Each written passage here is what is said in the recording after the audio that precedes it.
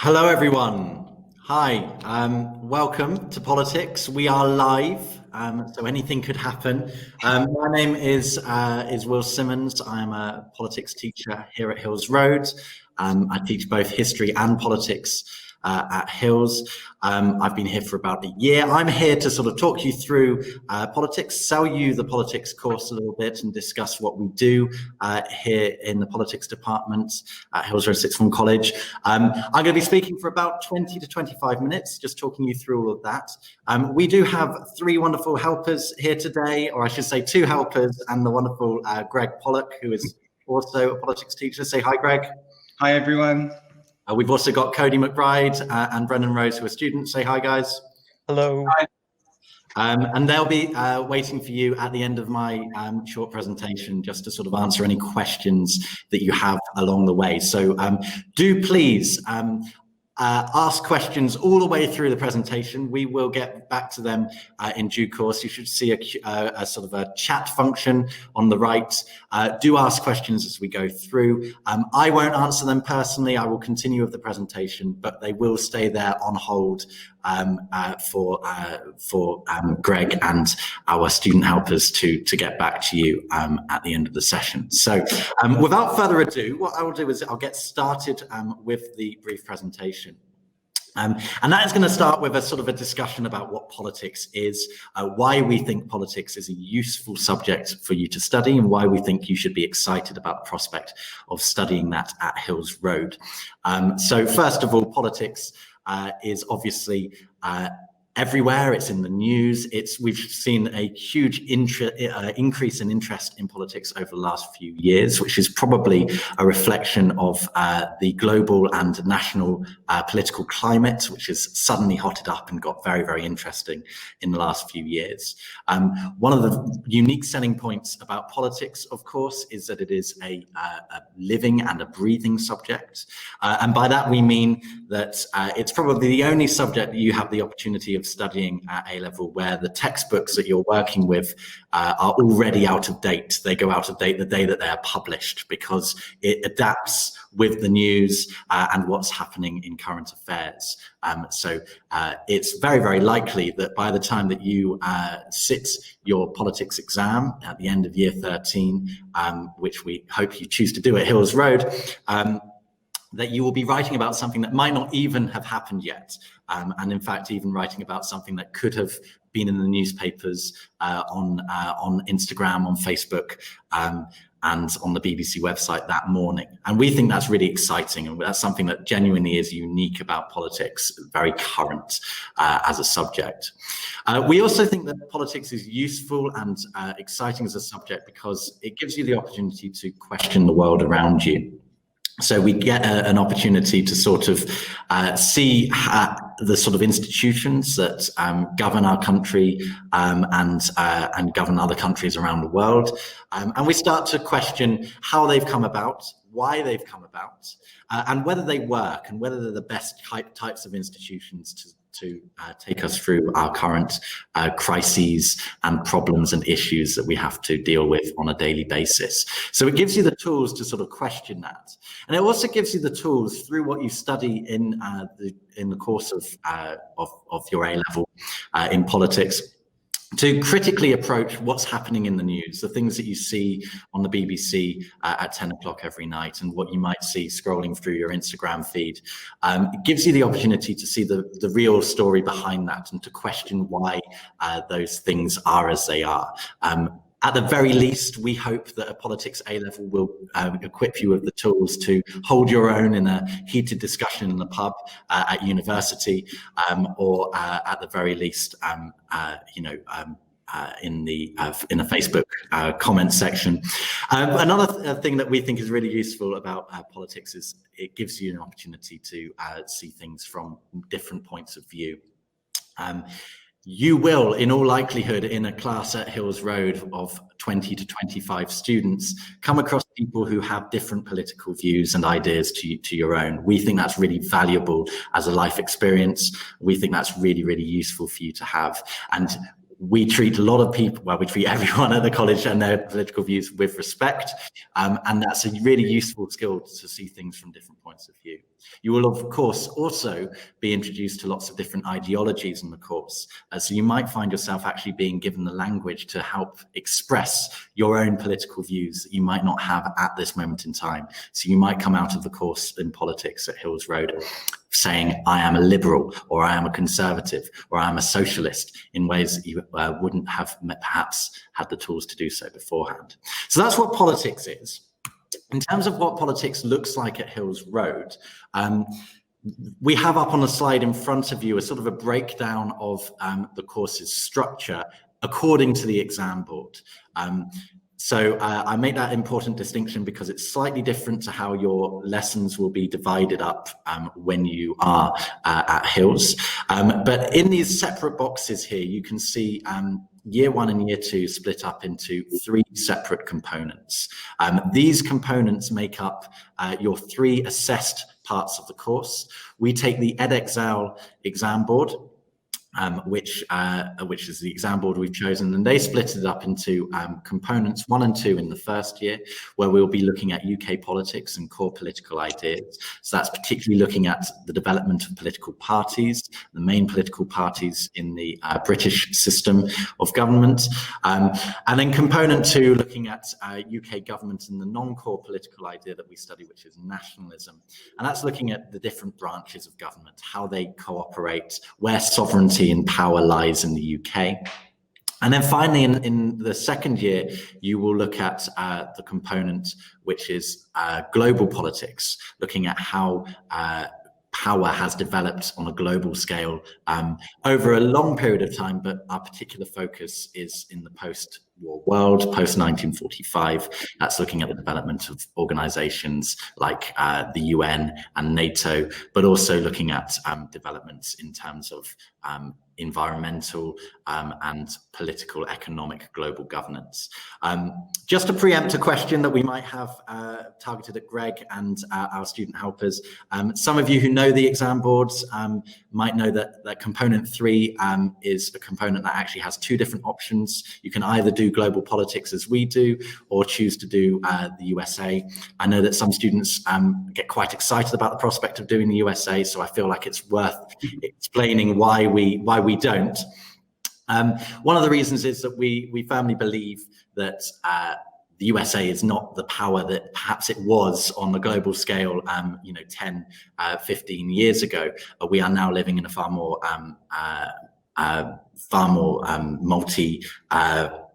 multilateral world, and lots of different players on the global scale. And so actually we feel this gives you a far better understanding of how the world is today than simply looking at US institutions. It also means that we can justify a trip to New York rather than to Washington in our second year, which is one of our unique selling points as well as department. Before I move on from the slide, I do just want to make sure that this is explained as well. I said this looks a little bit different from how it might look in class. That is because in our first year of study, you will have, in fact, over both years of study, you will have 2 classroom teachers. But in the first year, we don't do it quite as neatly between these 2 components as it appears on the board. We actually have one teacher teaching the entirety of, or nearly the entirety of, the UK politics and government course, so across both components 1 and 2. And then we have the other teacher teaching the ideologies side. So looking at the 3 core ideologies of liberalism, conservatism, socialism, and the non-core political ideology that's in component 2, which is nationalism. And we feel that just makes a little bit more sense in terms of coherence across the 2 years. Okay, moving on. You might want to find out how politics actually looks like in a classroom environment.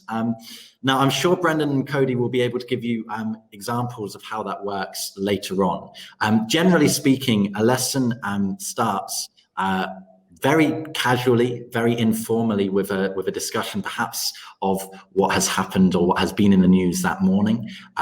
We do like to keep you informed, and we do like to keep you engaged in current affairs and what's happening.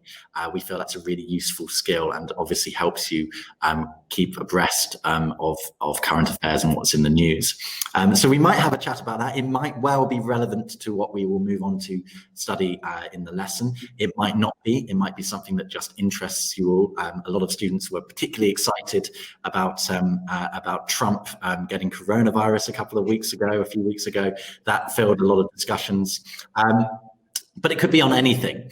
And then from that, we try to get you speaking and discussing things as much as possible. So we might give you a little bit of reading as a sort of a cue, a case study perhaps of how UK Parliament works, for instance, and then get you discussing what the benefits of that, what are the disadvantages, and really get you trying to work in groups. So that's how we try to operate. And we think it works particularly well. We do try to get you chatting a lot. One thing I will say is that we take pride in the department in the sense that not that we are hands off, but that we do not want to give you the answers. There are no right answers in politics. So we really try to work hard to ensure that you get to those answers and to those solutions in your own way and in your own time. So we allow you to come to your own conclusions. That said, of course, this is not just a debating class. We are preparing you for your assessments and for your A-levels at the end of the year. So we do need to measure progress, and we do this in a variety of ways within the politics department. So on a more informal basis, and this will happen in every single lesson, it can take the form of what we might call formative assessment. So it would be me and Greg and Josh and James, our other teachers, questioning you, discussing asking you direct questions, assessing how well you've understood something you might have looked at from homework or from the previous lesson. We often do quizzes, and pop quizzes to sort of see how you're getting on. And of course, we will look at class discussion and your own input into lessons to see how engaged you are in the course. And that all helps in terms of how we understand where you are. But of course, this is an essay subject. I feel that I sometimes say this as a little bit of a warning. I don't mean it to be a warning. This is an essay subject. This is, you will be primarily assessed on, well, in fact, you'll be 100% assessed on long answers in your exam. And therefore, we do need to, we will be assessing your written work throughout the year.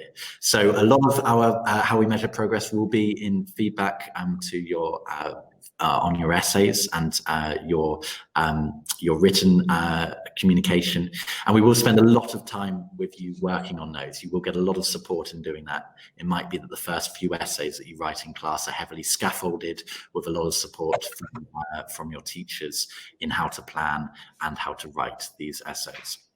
And then, of course, we have the mock exams, which take place towards the end of your first year and also in January, COVID permitting, of course, in your final year.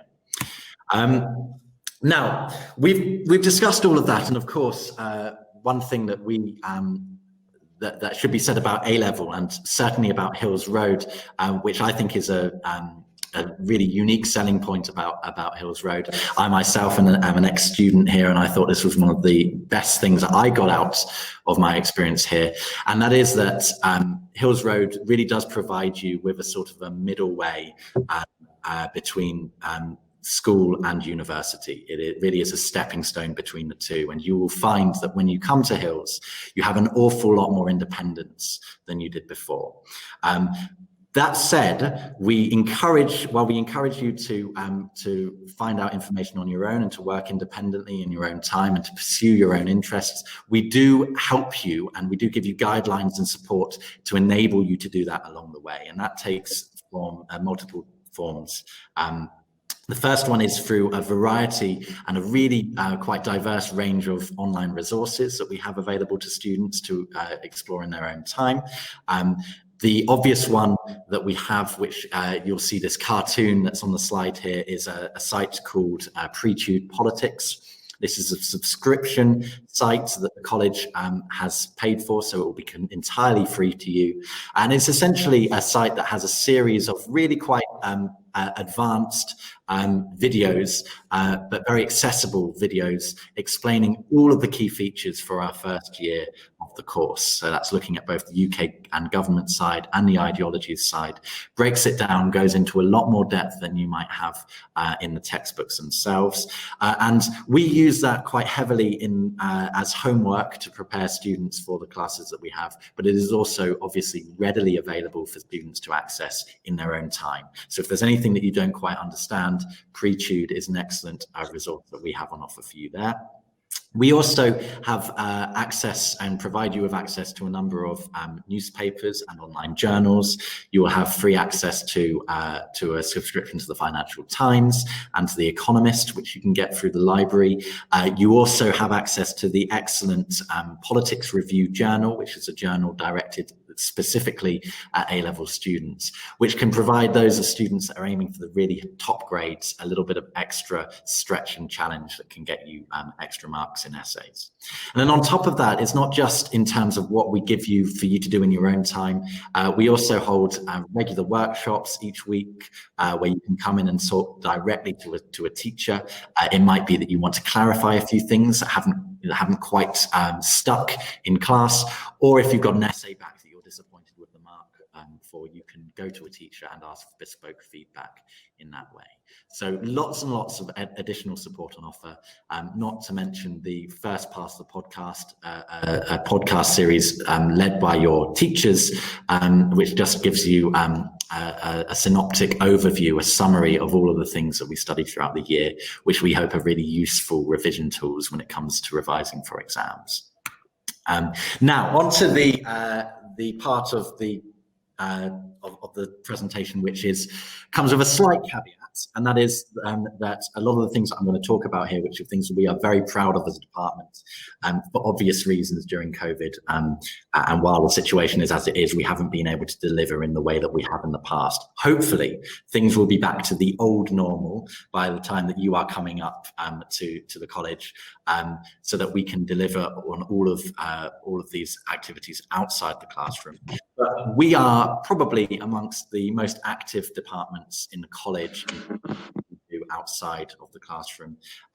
It ranges in different activities. Up on the top left of this slide, you will see a picture from a hustings that we held in the run-up to the December 2019 elections, general elections last year, where we had a number of candidates from Cambridge and South Cams come in and discuss their policies and field questions from students. Particularly exciting as well, given that a lot of our upper sixth had just turned 18, and this was the first general election in which they were eligible to vote.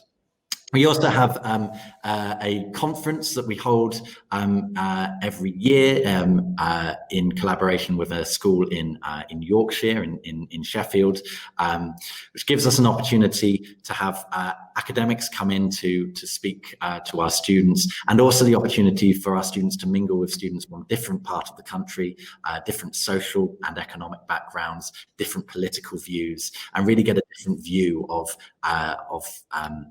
the UK and other people's view on the world. We have a series of guest speakers come in.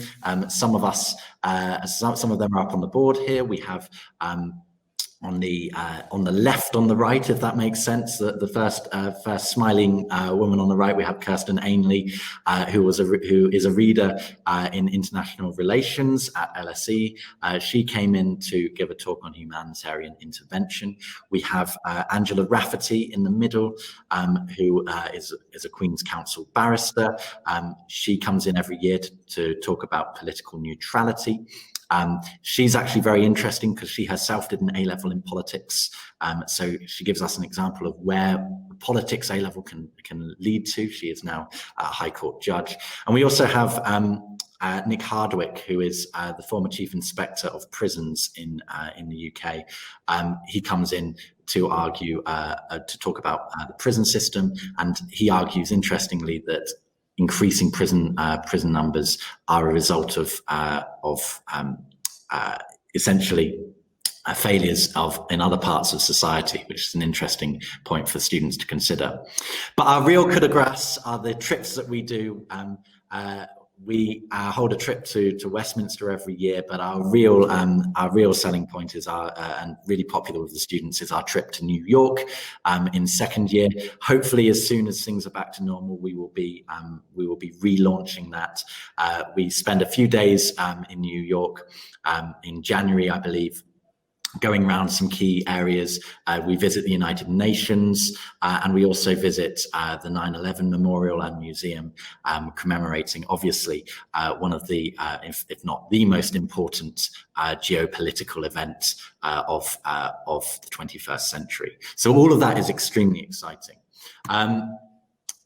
By the end of the course, and I'm going to rush through these last slides so that we can get on to questions, we hope that we will have developed you into students that can speak confidently about political matters, understand the world around them, understand how things work, not only in our national institutions, but also our local institutions and our international organizations.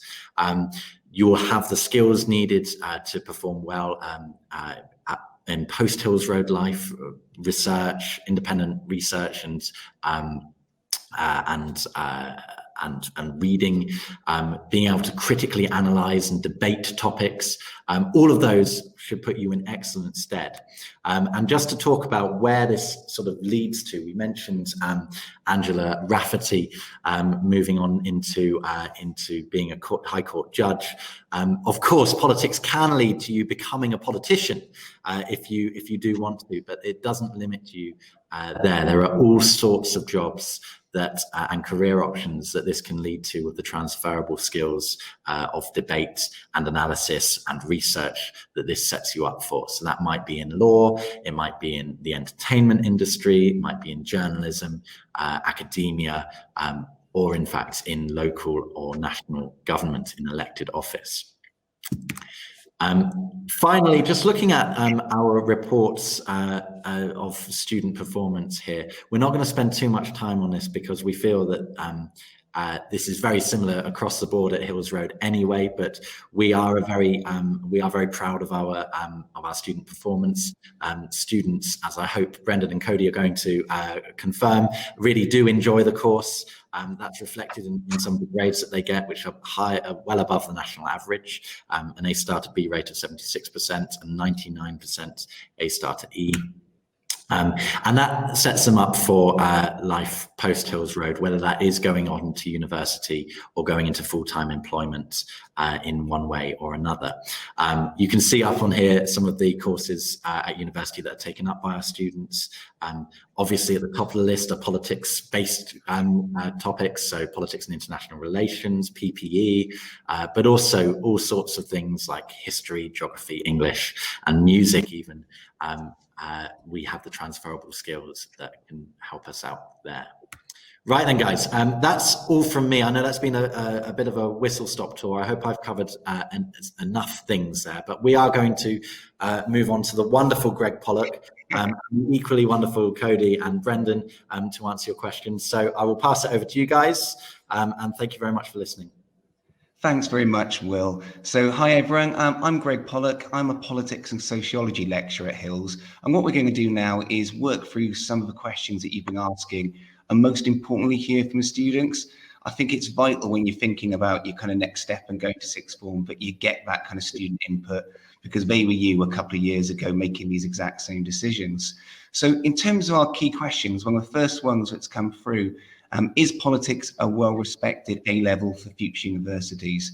And I think the simple answer for that is yes, it is. As Will's mentioned, you learn a huge number of skills when you're doing politics that are really, really useful going into your career, but also as a degree as well. My degree was in modern history and international relations. I like the fact I could combine it. And lots of students will find that when we're doing politics, it opens up a lot of doors for them because they're learning skills from debating, critical thinking, being analytical, which really helps them to kind of develop and helps with their employability skills as well. So in terms of HE choices, you will definitely see that the kind of top universities will be offering courses relating to politics, international relations, and lots of kind of linked subject areas, which sets you up really well when you go on, be that into further academic research or whether or not you're going on to employment, as Will's mentioned as well. So in terms of the next question, and this is being a popular one on the chat, what other A-levels complement politics? And I think this is a good point for Cody and Brendan perhaps to talk about what subjects you kind of picked and you're doing alongside politics and why you picked politics as well. So Cody, would you like to kick off on that for us, please? Yeah, sure. So in first year, I did politics alongside economics, maths, and drama, which is quite a very varied set of subjects. I think basically, if you want something to align itself with politics, you can get it to do that in one way or another. It's quite broad in that sense. And I think essentially the politics course doesn't really limit you, but it does open you up to possibilities. Excellent. Thank you, Cody. Brendan, what about you, please? Yeah, so I do politics, history, and geography. So obviously history, it's quite similar. There's a lot of links you can make. It's very useful for studying politics, but geography, you know, there's parts of it that are a lot more science-based. And I think I agree with Cody that politics is a super versatile subject. I mean, I can't think of any A-level that it wouldn't go with. Excellent. Thank you both. Can I just preempt a question that I can see further down the list, that Brendan might be able to answer. It does. Alistair's asked if a student takes politics and history, do they work well together, or do they end up relearning the same things? Just while we're on that subject, Brendan, could you just answer that? Yeah, so you definitely don't end up learning the same things. In fact, I'd say that history, really all it does is give you context. So I studied the USA and the Cold War, neither of which we study directly in politics, but both of which are hugely relevant to what we're doing and the theory that we're looking at. So yeah, I think it does go very well. Yeah. Thanks, Brendan. Really good point. And I think just to kind of sum that up is we often see that students might be taking subjects such as history, sociology, geography with politics, but also then we'll get students who are actually taking two sciences and pick up a politics as well, because often it provides a kind of different set of assessment skills. Essentially, your interest is the key thing. If you're interested in politics, you're the kind of person who doesn't mind watching news, you'll be able to kind of complement those skills. Excellent. So our next question, everyone, is this course seen as a heavier course to study? I think that's referring to there about the depth of study, the amount of reading and those elements. So again, Cody and Brendan, Cody, could you tell us about, in terms of the amount of reading, the amount of research, how would you describe those skills in politics and what you have to do? I suppose it's a little bit difficult for me because I know I did a lot of research into politics a lot before this, but there's a lot you can get into, but they kind of often give you a lot of things and they'll say, try to do as much of this as you can, rather than simply just giving you a smaller amount and saying, you have to do all of this. Yeah, excellent. Thanks, Cody. Good point. Brendan, what about you? Yeah, I would agree with that. I don't think it's no more heavy than any of the other subjects, but the thing about politics is that there's so much material out there, so much news, so much current affairs that you're really not limited in what you can learn. Excellent, thank you. I think that's a really good point. I think our jobs as kind of teachers of politics is to provide you with those foundations to do well in the exam and to kind of develop your interest. But also what we'll do is kind of signpost and flag up those extra additional resources that Will's mentioned, but also current affairs, any good podcasts, so you can kind of really increase that level of understanding. And I think students like that opportunity. Often when they're learning about a new topic, they'll end up kind of exploring that more, as Cody's mentioned, almost outside of the classroom, off their own kind of backs, as well as what we need to learn in class. Thank you very much. Can I just say, just in case that question is asking as well, how it's seen by universities. I think historically it wasn't seen as what we might recall as a facilitating subject. In the last few years, it has certainly changed, and we do see Oxford and Cambridge looking very, very closely, as do lots of other very top universities, at politics as an A level, and it certainly won't limit your choices when you apply to university. Absolutely. It's a really good point that kind of every year we'll see students getting into top universities, Russell groups, pursuing the subjects. Thanks, Will. Really good points. Our next question, I think kind of Will talked about a little bit in your presentation about trips. So I think the kind of key point there is we want to make this as interactive and engaging as we can. So we'll do everything we can do to make that kind of possible. And then the kind of like a post-COVID world, hopefully be able to kind of use those trips. But essentially, whatever we can do to make the subject come alive makes it more interesting for the students. That engagement, that ability to kind of be subjected to different points of views really kind of matters. Okay, so our next question was, do you have any kind of speaking exams? And no, all of the exams are kind of written based, but you do develop verbal skills. Cody, how important would you say debating is? Have you learned discussion skills? How much has kind of politics helped you develop your ability to discuss and debate, do you think? I generally say that it helps with people quite a lot in terms of these things. I think given my other subjects, I had to develop these skills anyway. I think politics and having to debate as almost like every week type of thing really helped with that. Excellent. Thank you, Cody. And what about for you, Brendan? How important is discussion and debate, do you feel, in politics? Yeah, it is important. As Cody said, a lot of subjects will give you those debating skills. I think the thing about politics is having, a group of like-minded people to debate with. It just makes the debates really interesting, really varied, and just really enjoyable to engage with. Yeah, thanks, Brendan. Great point. And I think Will mentioned earlier on, one of the great things about kind of teaching politics is you're going to have students with very different kind of beliefs, but actually it's in that kind of discourse, they learn to articulate them, defend them in different ways. And often students will come out with slightly kind of modified and changed views, but views they feel they can now kind of back up and support with evidence. So absolutely good points. Thank you both. Next question, is politics useful for law? I mean, certainly it's definitely a kind of useful subject for that in terms of both kind of skills, but also in terms of some of the content you will learn. As we've mentioned, politics is a very synoptic subject in terms of the kind of content you will cover. So at the moment, one of the things we're looking at in my second year is international law. So whilst it's going to be a very, very different kind of content, in-depth kind of study to law, there will be some ideas, but you'll feel as if there's some definite kind of overlap in terms of discussion of issues as well. And lots of students who take law will often do kind of politics alongside that because it develops both as skills in terms of learning, researching, analysing arguments, and also articulating at the same time. So we definitely kind of see an overlap there. Our next question, is the role of social media in politics and elections covered? Probably one of the most interesting topics we do is all about kind of elections and what are the key factors. And as part of that, we will definitely look at the kind of role of things like social media and how important that will be as well. And we'll often try to bring that up to date. So in your first year, you'll look at a variety of different factors and assess their importance about, what will be significant when there is an election. Why do people vote as they do? Is social media a key determinant? How do political parties use that? How do things like pressure groups use that as well? So next question, and a really interesting one. So thank you for this one. Do you generally have an equal amount of boys and girls in a class? And I've been a teacher for 16 years, and politics is definitely one of those subjects where you do get quite an equal balance within it.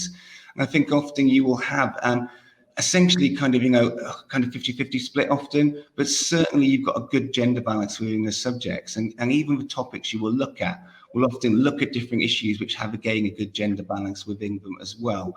And it's quite nice that you'll often get those different perspectives within a class to kind of stimulate debate and stimulate kind of in a way discussion and the ability to kind of develop arguments at the same time. So yeah, absolutely. I think there's often a good gender balance there. It's obviously not a vital thing, but it really does kind of often help to aid the lesson. So absolutely. Our next question is how popular is a course? So in terms of Cody and Brendan, how many people have you got in your classes at the moment? How big are your classes?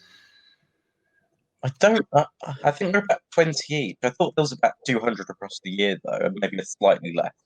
Yeah, absolutely. No, completely right. I mean, at the moment, we're very lucky at Hills that we've got some very kind of thriving classes. So essentially got kind of 6 classes of an average of between 20 and 24 in the lower sixth, and then kind of 7 in the kind of upper sixth as well. So absolutely right. You know, you've got around about 200 plus students doing the kind of subject for it, which is kind of, I think, both a credit to kind of Hills for popularity, but also shows the popularity of the subject as well. We're living in some quite turbulent kind of political times where I always say to my students, if you're not going to be interested in politics now, you never would be. And I think often in the first lesson, when we ask students, A, why you took it, but B, you know, why do you think it's important? They'll often say, there is so much going on now, I need to kind of get informed and be able to know more about it to reach some decisions. Okay, so next one is the exam knowledge based. So you'll definitely have to have a range of knowledge to pass this. But could I ask Cody and Brendan, what skills do you think are important when you've been doing exam practice and in politics? What would you say, Cody, you've had to learn in terms of skills to do well in exams? I think an important thing for lots of people is generally case studies, like especially for the political party section and the behaviour section, knowing a lot about like a specific election is quite helpful, or like being able to bring up a specific political party. Excellent. Thank you, Cody. What about for you, Brendan? What kind of skills do you learn in politics to help you with assessment and assessment skills?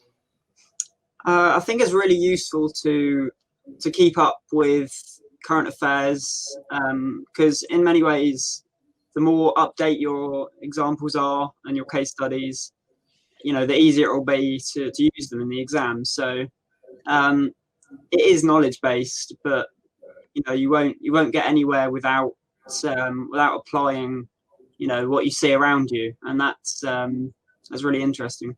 Yeah, lovely. Thank you both. You're absolutely right. Essentially, the exam board will assess you across 3 assessment objectives. One of those is knowledge and understanding, and the others are analysis and evaluation. So, yeah, you have to learn those core components of voting systems, of key ideologies, but it's how you analyze and evaluate those which actually gets you the higher mark. And in many ways, it's that element I think the students enjoy most, because that's the debate element.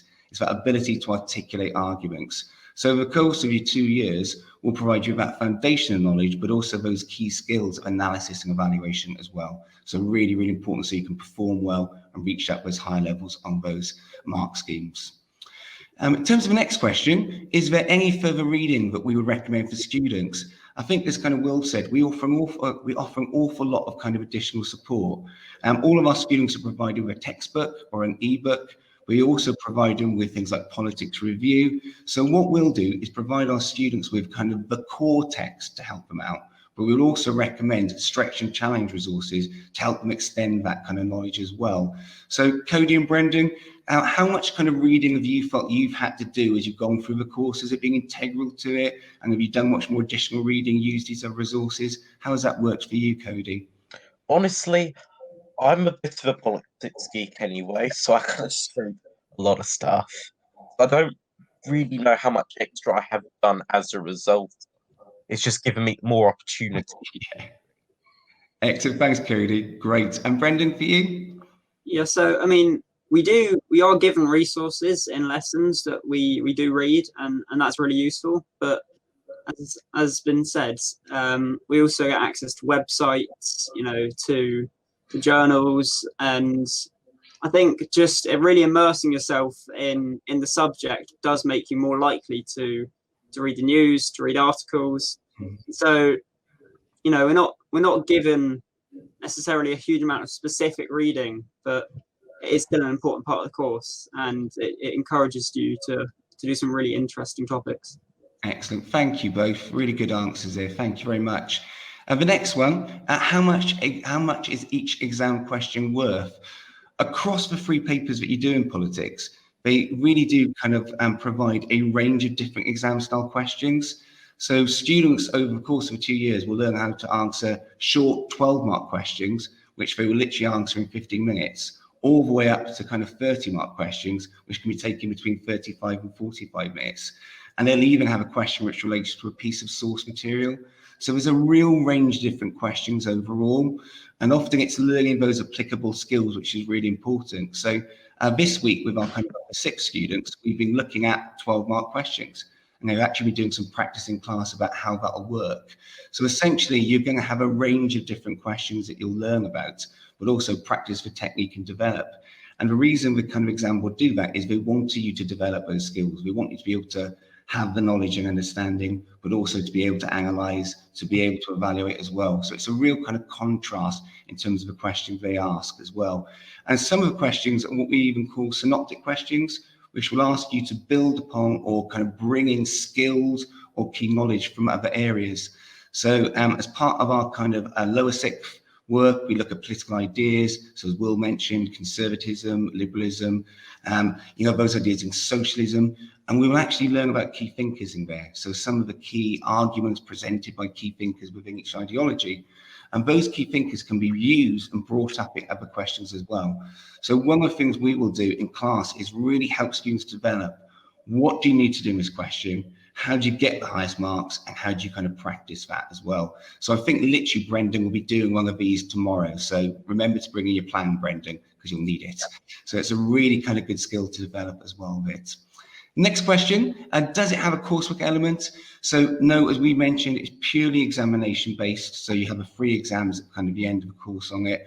And we just mentioned there as well, the kind of essays for 30 marks, you'd be looking for between easily for a 30-mark question there, 600 to 800 words on it. Probably the hardest element, I think, of politics is often those time conditions. I don't know, Cody and Brendan, if you want to mention that about how you found trying to kind of build in the knowledge within those time constraints and how you found that over the course of your time doing politics. Cody, anything you'd like to mention about that? Yeah, that is definitely the hardest part in terms of like exams and in politics. Also, that's the case for a lot of A-levels. So, but you do kind of learn how to try to at least do this over time. Like I did mock exam in June, and I did just about manage to get it in time. Lovely, thank you, Cody. And Brendan, what about for you in terms of those skills and practicing those? I'd say, it's something you're only going to get better at. And if you struggle at the start of the course, that's fine. I did. But I'd say that by the end of the course, you're given all the resources you need to get on top of it, really. So it is challenging, but I wouldn't say that at the end of the day, it's particularly a deal breaker for many students. Excellent, thank you. I think as a kind of department, we pride ourselves that there's kind of 3 things that students need to kind of learn to do well in exams, is to have a grasp of the kind of content, to make sure they're happy with the knowledge. Also to know what looks good in terms of examination. So to know those exam skills, what does an examiner want you to do? And the third element is practice. And that's why we always kind of integrate that timed assessment work within the classroom to make sure our students are really getting that kind of as effectively kind of measured, and they're doing that as regularly as they can so they know what they can produce under those time conditions in the exam. Next question is really interesting, actually, and I think a great one to ask our students.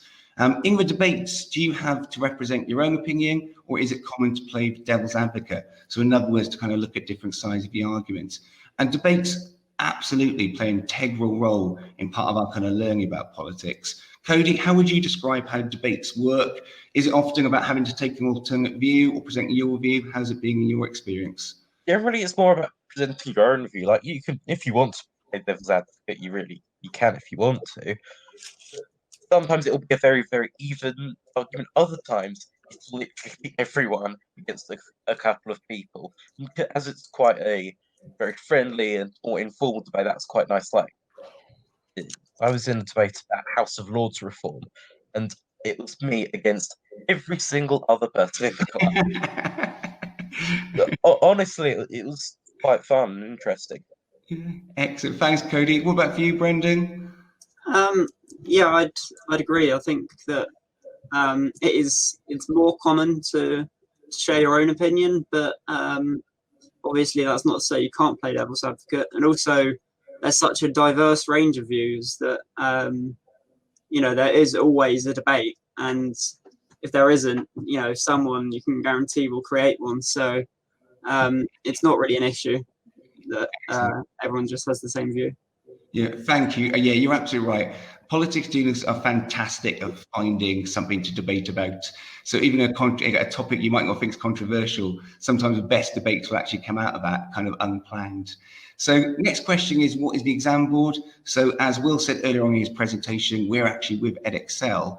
And one of the last questions, because we're just sort of running out of time now, and I think we've covered this earlier, but as a history teacher, the question was, so would you say that politics gives you speaking and analysis skills, but history more evidence? How would you feel about that kind of question, Will, as a kind of history and politics teacher? Well, in terms of how you would actually use it in an exam situation, or at least the skills that you'll develop from it, I think both give you complementary skills. Certainly, we look at different things in history, even if we are studying areas where there are big overlaps, like in our global politics course, where we look at where we obviously have to understand some of the Cold War context. There's far less focus on causality and how things came about, and far more focus on instead, how these institutions work, what are their modern day problems, how might they be rectified. So I think they have complementary skills, but I'm not particularly sure that I would agree that one is particularly more analytical than others. We're just analyzing different things. So we analyze causality primarily in history, whereas now we're sort of we question the effectiveness of these institutions when we study the global politics side of the course. I don't know whether you would agree with that, Greg. Yeah, 100%. I completely agree with you, and I think that's why you can view them as being complementary subjects, but not subjects you have to do exclusively. Absolutely right. So just last, as we're kind of running out of time, last couple of quick questions. There's an interesting one there about, is politics kind of useful in terms of how to vote effectively? I think that's a really good kind of question. So in terms of, you will learn definitely not just about actually how people vote, how voting systems work in, how to compare those, but also you learn about all those different factors about why voting trends have varied, what are reasons people don't vote as well. So it's almost a kind of civic side to it. You'll learn the nuts and bolts, but you'll also actually analyze the kind of key debates for various merits of different political systems. So I think that's often being a good one as well. So that's all our time for today. I just want to say thank you so much for joining us. Thank you very much to Will, to Cody, and kind of Brendan as well. Excellent kind of contributions, and we hope that's giving you a great feel for what politics is like at Hills Road. So thank you very much, everyone, and have a great rest of the evening. Thank you very much. Bye now. Thank you very much, guys. Hope to see you here in due course. Thanks, guys.